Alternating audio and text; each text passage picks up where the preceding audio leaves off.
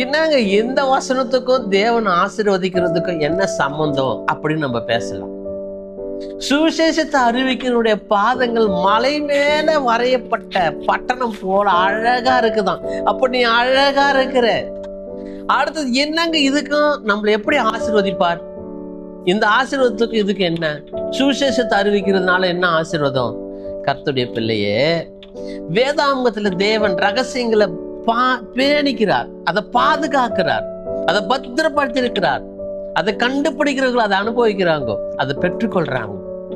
அங்க 1 சாமுவேல் 2ஆம் அதிகாரம் 7ஆம் வசனம் சொல்கிறது, கர்த்தர் தரித்திரம் அடைய செய்கிறவரும் ஐஸ்வர்யம் அடைய பண்ணுகிறவருமாயிருக்கிறார். அவர் தாழ்த்துகிறவரும் உயர்த்துகிறவரும் ஆனவர். கர்த்தர் எப்படிப்பட்டவரா? ஐஸ்வர்யம் அடைய பண்ணுவாராம்.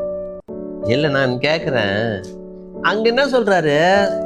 சுவிசேஷத்தை அறிவிக்கிறனுடைய பாதங்கள் மலை மேல வரையப்பட்ட பட்டணம் போல இருக்குது. பட்டணம் ஒரு கிராமம் போல, ஒரு ஜோதி போல, ஒரு வெளிச்சம் சூரியனை போல அழகா உன்னை வச்சிருக்கிறேன். அப்ப நீ தேவனை துதிக்கிற மக்களா இருந்துட்டாவே, நம்புகிற பிள்ளையா இருந்துட்டாவே, அவரை ஏற்றுக்கொள்ளுகிற மகனா மகளா இருந்துட்டாவே, உன்னை என்ன பண்றாராம்? ஐஸ்வர்யம் அடைய பண்ண போறேன். ஆமென். உன்னை என்ன செய்ய போறேன்? ஆசீர்வதிக்க போறேன். எதால ஆசீர்வதிக்கிறாராம்? பொன், வைரம், முத்துக்கள். இங்க மாத்திரமல்ல, பரலோகத்துல கூட. ஆனா இங்கேயே கொடுக்கிறாரு ஆண்டவர். இது ஜனம் நம்ம நம்புறது இல்ல. நமக்கு என்னதான் இருந்தாலும் எப்படி இதெல்லாம் வந்துடும்?